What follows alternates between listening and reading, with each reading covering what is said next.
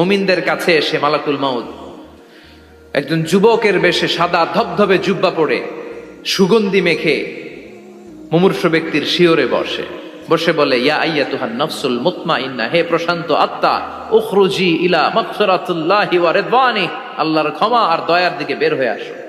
বলা মাত্রই মুমিনের আত্মাটা স্মুথলি বের হয়ে আসে। কাফান মিন আকফানিল জান্নাহ, হানুত মিন হানুতিল জান্নাহ, জান্নাত থেকে আনা সুগন্ধি কাফনের মধ্যে পেঁচিয়ে তিনি রূহটাকে নিয়ে ইল্লিনে চলে যায়। সরাসরি দেখে মালাকুল মাউতকে। আর যারা ইসলাম বিরোধী, কোরআন বিরোধী, তাদের সামনে এসে মালাকুল মাউত ত্রাস সৃষ্টি করে। আগে ধমক। হাইওয়েতে মাঝে মাঝে ডাকাতি হয় না? বাসগুলোর মধ্যে যখন ডাকাতি হয়, বাসে থাকে 50 জন, ডাকাত ঢুকে 5 জন, এই 5 জনের ভয়ে সবগুলো পেশাব করে দেয়।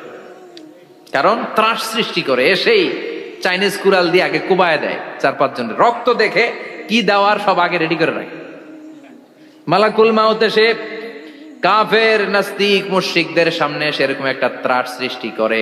ভয়ে লোকটা কাঁপতে থাকে। ওর কাছে ভদ্র ভাষায় কথা বলে না, সুন্দর জামা পরে আসে না, কালো কুচকুচে চেহারা, ভয়ঙ্কর একটা রূপ নিয়ে, আকৃতি নিয়ে ইসলাম বিরোধীদের মাথার সামনে আসে।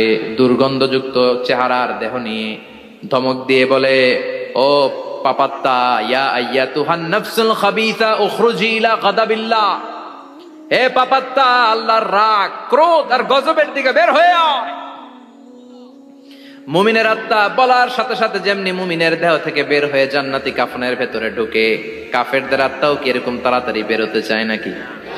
কাফেরদের আত্মা বেরোতে চায় না। ডানে দৌড়, বায়ে দৌড়, সামনে দৌড়, পেছনে দৌড়, আহা, দৌড়াদৌড়ি করে। মালাকুল মাউত এটাকে টেনে হিচড়ে, একটা জীবিত ছাগলকে জবেহ না করে, জবাই না করে, তার চামড়া উল্টার দিকে টেনে হিচড়ে বের করলে ছাগলটা যত কষ্ট পায়, এর সে কম 70 গুণ বেশি কষ্ট দিয়ে কাফের মুশরিক আর গাদ্দারদের রূহ কবজ করা হয়। আল্লাহ, এই পরিস্থিতি থেকে তুমি আমাদের বাঁচাও। মুমিনদের রূহ যেমনি কবজ হয়, ওইভাবে রূহ কবজের ব্যবস্থা করে দিও। ইমানের মৃত্যু নসিব করে দিও, শাহিদি মৃত্যু নসিব করে দিও।